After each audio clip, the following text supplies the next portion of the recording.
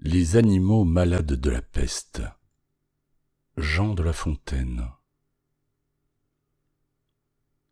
Un mal qui répand la terreur, mal que le ciel, en sa fureur, inventa pour punir les crimes de la terre.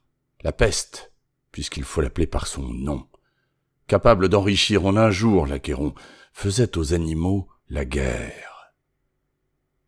Ils ne mouraient pas tous, mais tous étaient frappés.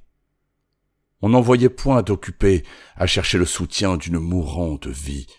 Nul mets n'excitait leur envie, ni loup, ni renard, n'épiaient la douce et l'innocente proie. Les tourterelles se fuyaient, plus d'amour, partant plus de joie. Le lion tint conseil et dit : « Mes chers amis, je crois que le ciel a permis pour nos péchés cette infortune. Que le plus coupable de nous se sacrifie au trait du céleste courroux.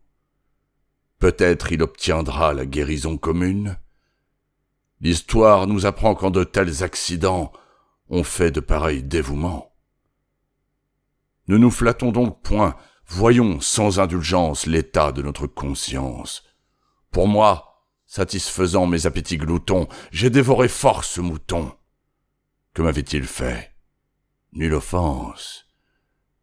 Même il m'est arrivé quelquefois de manger le berger. Je me dévouerai donc s'il le faut, mais je pense qu'il est bon que chacun s'accuse ainsi que moi. Car on doit souhaiter selon toute justice que le plus coupable périsse.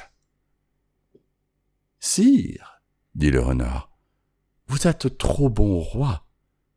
Vos scrupules font voir trop de délicatesse. Eh bien, manger mouton, canaille, sotte espèce, est-ce un péché? Non, non. Vous leur fîtes, Seigneur, en les croquant beaucoup d'honneur. Et quant au berger, l'on peut dire qu'il était digne de tout mot, étant de ces gens-là qui sur les animaux se font un chimérique empire. » Ainsi dit le renard, et flatteur d'applaudir. On n'osa trop approfondir. Du tigre, ni de l'ours, ni des autres puissances les moins pardonnables offenses. Tous les gens querelleurs, jusqu'au simple matin, au dire de chacun étaient de petits saints.